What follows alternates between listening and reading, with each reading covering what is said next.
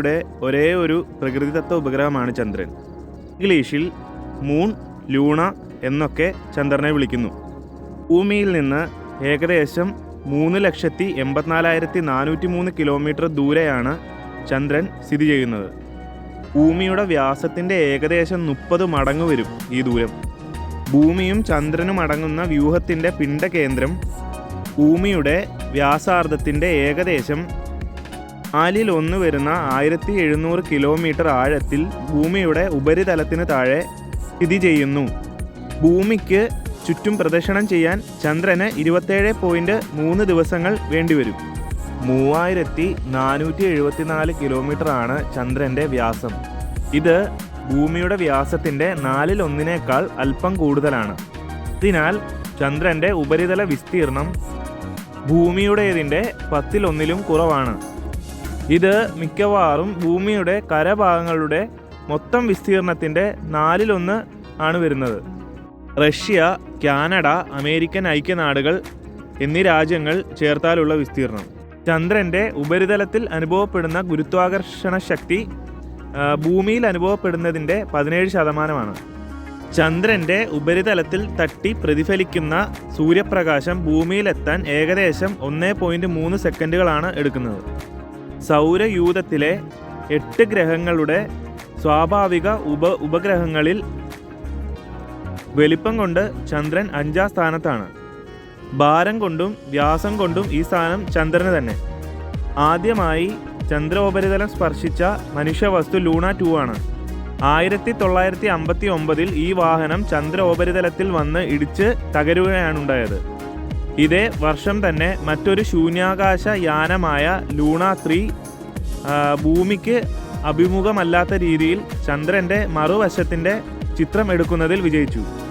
വിജയകരമായും അപകടങ്ങളൊന്നുമില്ലാതെയും ചന്ദ്രൻ്റെ ഉപരിതലത്തിൽ ഇറങ്ങിയ യാനം എന്ന ബഹുമതി 1966 ലൂണ 9 അവകാശപ്പെട്ടതാണ്. മനുഷ്യനെ വഹിച്ചുകൊണ്ടുള്ള ആദ്യ ചന്ദ്രയാത്ര അപ്പോളോ 8 എന്ന ശൂന്യാകാശ യാനം വഹിച്ചെങ്കിലും ആദ്യമായി മനുഷ്യൻ വിജയകരമായി ചന്ദ്രനിൽ കാലുകുത്തിയത് 1969 ശൂന്യാകാശ യാനമായ അപ്പോളോ 11 ഭൂമിക്ക് പുറത്ത് മനുഷ്യൻ ചെന്നെത്തിയിട്ടുള്ള ഒരേ ഒരു ശൂന്യാകാശഗോളം ചന്ദ്രനാണ്. സാഹിത്യകാരന്മാർക്കും ചിത്രകാരന്മാർക്കും എന്നും ഒരു പ്രചോദനമായിട്ടാണ് ചന്ദ്രൻ നിലകൊള്ളുന്നത്. കവിത, കഥ, നാടകം, ചിത്രങ്ങൾ, സംഗീതം എന്നിവയ്ക്കെല്ലാം ഒരു പ്രതിരൂപമാണ് ചന്ദ്രൻ. അയർലൻഡിലെ നോർത്ത് എന്ന സ്ഥലത്ത് നിന്ന് കണ്ടെടുത്ത 5000 വർഷം പഴക്കമുള്ള ഒരു പാറക്കഷ്ണത്തിൽ കണ്ട ചന്ദ്രൻ്റെ കൊത്തുപണി അത്തരത്തിലുള്ള ഏറ്റവും പുരാതനമായ ഒരു കലയായി കണക്കാക്കപ്പെടുന്നു. പുരാതന കാലഘട്ടത്തിൽ പല സംസ്കാരങ്ങളിലും ചന്ദ്രനെ ഒരു ദൈവമായി ആരാധിച്ചു പോന്നിരുന്നു. ഹിന്ദു പുരാണ പ്രകാരം ചന്ദ്രൻ ഒരു ദേവതയാണ്.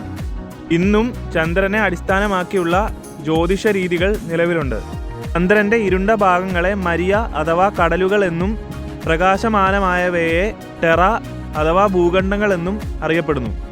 ചന്ദ്രനിൽ സസ്യജാലങ്ങളും നിവാസികളും ഉണ്ടാകാം എന്ന വിശ്വാസം 19ാം നൂറ്റാണ്ടിൻ്റെ ആദ്യ ശതകങ്ങൾ വരെ പ്രഗത്ഭ ജ്യോതിശാസ്ത്രജ്ഞന്മാർ പുലർത്തിപ്പോന്നിരുന്നു. 1835 ഗ്രേറ്റ് മൂൺ ഹോക്സ് വിശ്വസിച്ചവർ ചന്ദ്രനിൽ അത്ഭുത ജീവികൾ ജീവിക്കുന്നുണ്ടെന്ന് കരുതി.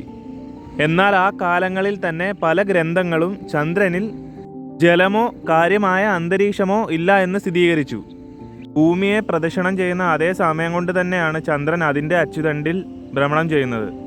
അതുകൊണ്ട് തന്നെ ഭൂമിയിൽ നിന്ന് നോക്കുമ്പോൾ എപ്പോഴും ചന്ദ്രൻ്റെ ഒരു വശം മാത്രമേ കാണാൻ സാധിക്കുന്നുള്ളൂ.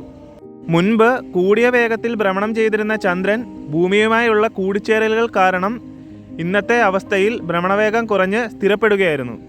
ചന്ദ്രൻ്റെ ഉപരിതലത്തിൽ 73 കിലോമീറ്റർ വിസ്താരമുള്ള പിയറി ഗർത്തം എന്നറിയപ്പെടുന്ന ഭാഗത്ത് ദിവസം മുഴുവൻ പ്രകാശപൂരിതമായി നിൽക്കുന്ന 4 മലനിരകൾ കണ്ടെത്തുകയുണ്ടായി. ചന്ദ്രൻ്റെ അച്ചുതണ്ടിൻ്റെ വളരെ ചെറിയ ചരിവാണ് ഇതിന് കാരണമായി പറയപ്പെടുന്നത്. എന്നിരുന്നാലും ഷാർക്കിട്ടൺ ഗർത്തം എന്നറിയപ്പെടുന്ന ഗർത്തത്തിൻ്റെ വശങ്ങൾ ദിവസം 80% പ്രകാശപൂരിതമായി നിലനിൽക്കുന്നു. ഈ വിശകലനങ്ങളെല്ലാം ക്ലെമന്റൈൻ സമയത്തെടുത്ത ചിത്രങ്ങളെ ആസ്പദമാക്കിയാണ് പറയപ്പെടുന്നത്. ഈ ചിത്രങ്ങൾ എടുത്ത സമയത്ത് ചന്ദ്രന്റെ ഉത്തരാർദ്ധ ഗോളത്തിൽ ചൂടുകാലമായിരുന്നു. തണുപ്പ് കാലത്ത് ഈ പ്രതിഭാസങ്ങൾ ഇങ്ങനെ തന്നെ തുടരുന്നുണ്ടോ എന്ന വിശകലനങ്ങൾ ഇനിയും നടന്നിട്ടില്ല. ചിഹ്നഗ്രഹങ്ങൾ, ധൂമകേതുക്കൾ, ഉൽക്കകൾ എന്നിവയുടെ പതനം മൂലമുണ്ടായ ഗർത്തങ്ങളാൽ നിറഞ്ഞതാണ് ചന്ദ്രോപരിതലം. ഒരു ദൂരദർശിനി വഴി ഭൂമിയിൽ നിന്ന് നോക്കുമ്പോൾ 1 കിലോമീറ്ററോളം വ്യാസമുള്ള 30,000-ലധികം ഗർത്തങ്ങൾ ചന്ദ്രനിൽ കാണാവുന്നതാണ്. എന്നാൽ ചന്ദ്രന്റെ ഭ്രമണപഥത്തിന്റെ കുറച്ചുകൂടെ അടുത്തുനിന്ന് കാണാവുന്ന ദൃശ്യത്തിൽ വളരെ ചെറിയ ഗർത്തങ്ങളും കാണാൻ സാധിക്കാവുന്നതാണ്. ഇവയിൽ പലതും 100 ലക്ഷം വർഷങ്ങൾ പഴക്കമുള്ളവയാണ്. ചന്ദ്രനിൽ അന്തരീക്ഷമില്ലാത്തതും അവിടുത്തെ ഭൗതിക ഘടനയുടെ പ്രത്യേകതയും നിമിത്തമാണ് ഇവ കാലങ്ങളായി യാതൊരു മാറ്റവും കൂടാതെ ഇന്നും നിലനിൽക്കുന്നത്.